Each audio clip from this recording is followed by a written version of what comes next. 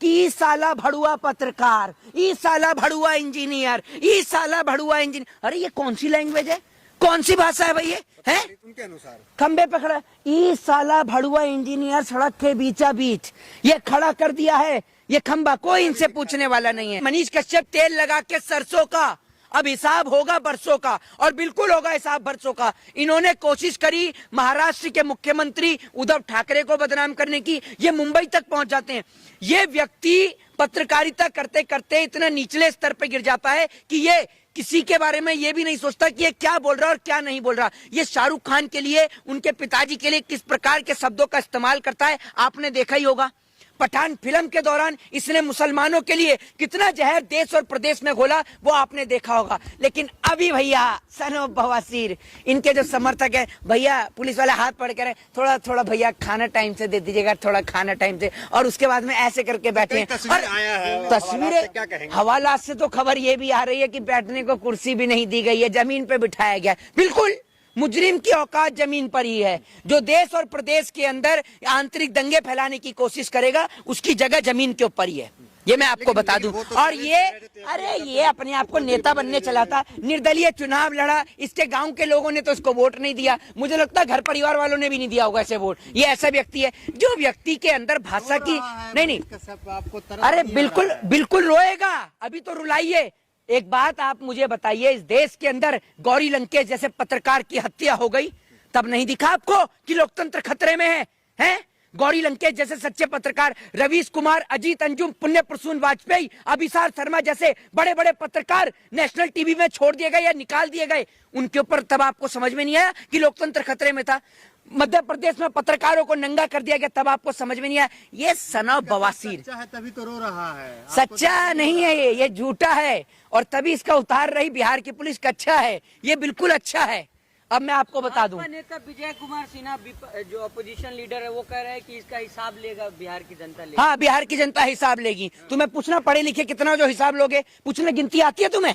हिसाब तो तब लोगे जब गिनती आती हो। क्षेत्रीय पार्टी है उसकी तरफ से बिहार बंद था और कई जगह पुतले जलाए गए तेजस्वी यादव के, बिहार बंद था, क्या कहेंगे, कौन लोग हैं ये? अरे तो ये वही लोग हैं ना जो मध्य प्रदेश में जब पत्रकारों को नंगा किया जाता है तो ये चुप हो जाते हैं। कहने का मतलब ये है कि या तो पत्रकार जो है बीजेपी की गुलामी करे, मोदी जी कहें, जो जैसे आता है ना वो चिराग आता है जो करके यूं घिसते हैं, फिर वो जिन निकलता बाहर जो बोलता है जो हुकुम मेरे आका, ऐसी सेम मोदी जी का है। पहले कलम वाले पत्रकार हुआ करते थे, अब कमल वाले पत्रकार हैं। तो ये कमल वाले पत्रकार हैं, और जब कमल वाला पत्रकार गिरफ्तार होता है तो भाजपाई समर्थकों को आग लगती है, तन बदन में खुजली उठती है। बता देंगे मनीष कश्यप जी, बता देंगे 25 में बता देंगे मनीष कश्यप। अरे भैया निर्दलीय चुनाव लड़ा, मैं आपको बताया तो ना, 4 ठो वोट नहीं मिले। पहले तो बताना बात छोड़िए, एक अच्छा वकील ढूंढ के पहले खुद तो बाहर आ जाइए।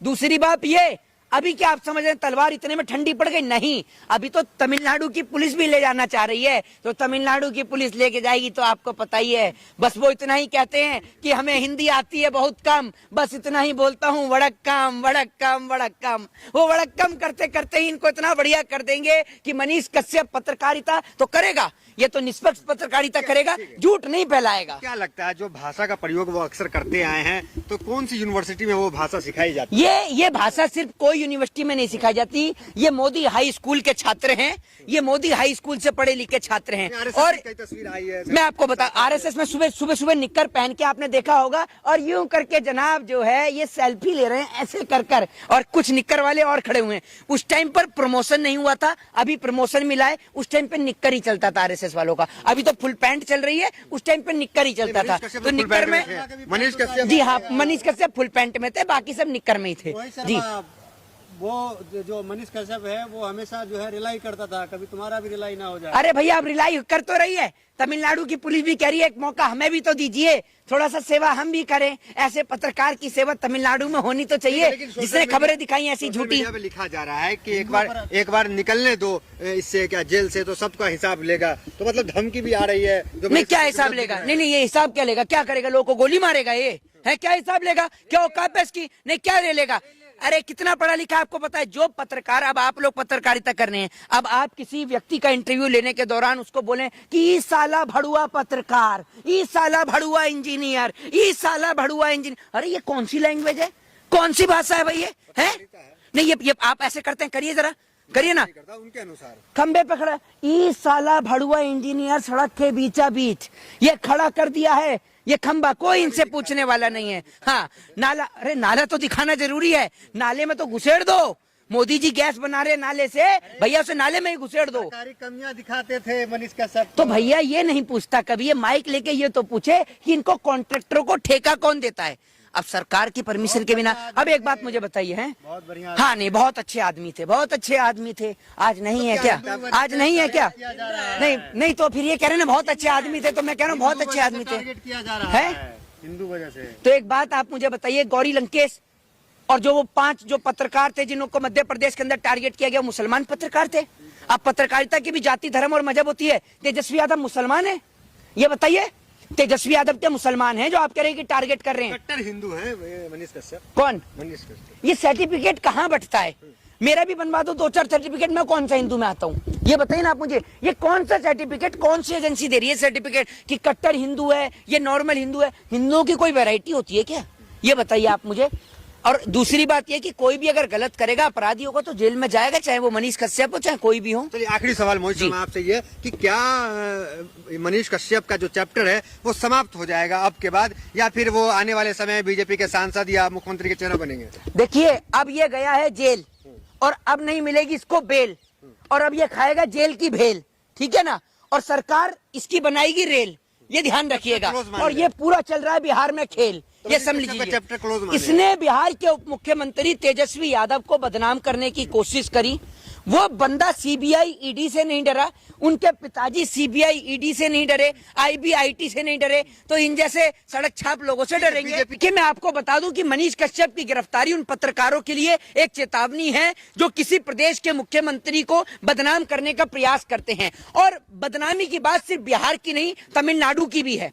भारत देश के अंदर रहने वाले सभी भाई एक साथ मिलजुल कर रहते हैं, लेकिन इस सन ऑफ बवासीर ने एक ऐसा मेमोरेंडम क्रिएट किया, एक ऐसी छवि क्रिएट करी कि तमिलनाडु के अंदर बिहारियों के ऊपर अत्याचार हो रहा है, जबकि ऐसा कुछ भी नहीं था। इसने एक झूठी खबर, एक भ्रम फैलाने का काम किया, जिसको लेकर बिहार के उप मुख्यमंत्री तेजस्वी यादव ने तुरंत एक्शन और कार्रवाई करी। बिहार की पुलिस अलर्ट हो गई, इसके बैंक अकाउंट को सीज किया गया, इसको कई जगह ढूंढा गया। उसके बाद जब इसके घर पर कुर्की की खबर इसके पास पहुंचती है, तो ये अपने आप को सन ऑफ बिहार कहने वाला सन ऑफ बवासीर आकर खुद ही सरेंडर कर देता है। क्योंकि जब इसको पता चलता है कुर्की होती है, तो ये खुद ही आकर सरेंडर कर देता है। जो समर्थक है वो ये कह रहे हैं कि चौथे स्तंभ पे हमला है, पत्रकारिता पे हमला। तो एक बात आप मुझे, नहीं बिल्कुल बिल्कुल मैं आपको बताता हूँ। उन लोगों से पूछिए कि उस टाइम पे आपका चौथा स्तंभ कहाँ चला गया था, जब मध्य प्रदेश के अंदर पत्रकारों को नंगा किया गया था। उस टाइम पे कहां चला गया था? उस टाइम भी तो देश के लोकतंत्र की धज्जियां उड़ रही थी। ये बताइए ना आप मुझे, जबकि उन पत्रकारों की तो कोई गलती नहीं थी, उन पत्रकारों की तो कोई गलती ही नहीं थी जिनको मध्य प्रदेश में नंगा किया था। आपने तस्वीरें देखी थी ना, वो सबके सामने थी वो तस्वीरें। यादव ने सन ऑफ बिहार को ललकारा है। भैया ये सन ऑफ बिहार नहीं, ये सन ऑफ बवासीर है। और अब बिहार की जनता कह रही है, और ये बात आप देख लीजिएगा, सोशल मीडिया पे जगह जगह पर ये चीज ट्रोल कर रही है कि तेल लगा के सरसों का अब हिसाब होगा बरसों का, और बिल्कुल होगा हिसाब।